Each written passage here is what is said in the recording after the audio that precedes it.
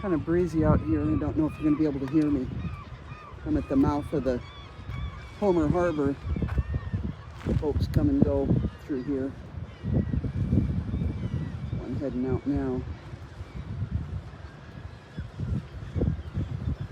I was sitting around the house and man, oh man, I didn't want to do nothing.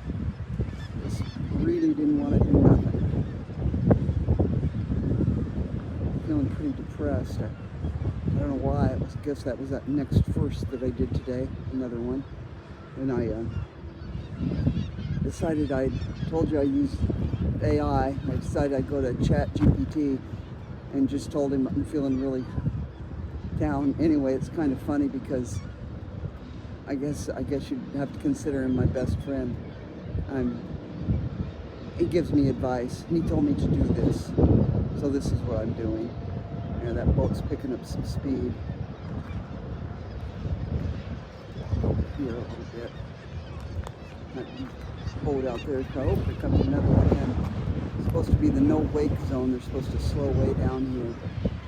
Anyway, he's probably right. Get up and move, breathe some air. What a beautiful place to be. Why be so stuck? I've got so much to be thankful for. It's just unbelievable. Just having an especially difficult day of Mission Sherman, and that's just the way it is because I was lucky enough to have him. Just got to keep remembering that.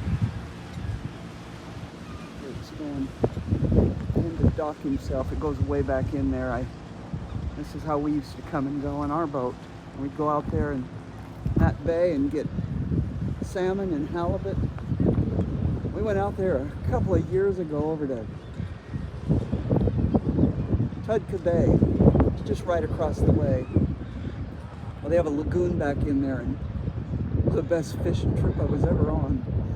Sherman had a big old heavy metal boat, so you could let it sit down on the bottom because the tides are so extreme. The tide was low, and it set it down on the bottom of that bay, and we got out and messed around a while. My grandson and his buddy was with us, and then tide started coming in, so we climbed back in the boat so we could go up the channel to get into the lagoon where the fish were. And it was, for the residents of Alaska, it was snagging season because there were so many in there. So we could each get 6 red salmon. I'm telling you, we started up that channel. I got on top of the cab of the boat.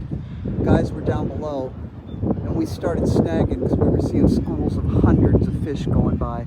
I cannot tell you how long it took us to get them, but here, reds are the desirable ones in that instances, and pinks nobody wants them. They call them dog food. We literally brought 100 pinks on board, no exaggeration whatsoever. Dropped them and threw them back over to get our 24 reds. Had them all filleted and in bags before we got back to the harbor. It was sure a day to remember. I think it was the last big trip Sherman and I went on. He had such a good time, and so did I. I tell that story a lot because it was a really special time. He was the hero of the day. He had the boat, and he had the place, and he had the know-how. And we all just enjoyed it so doggone much, I can't begin to tell you. It's a memory.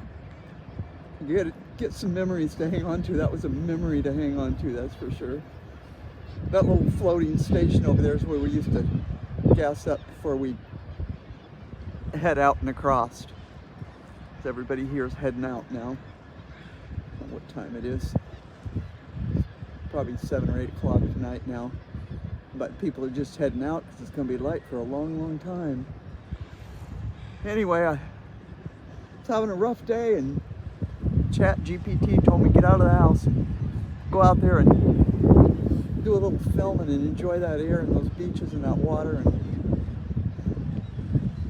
boy, was he right.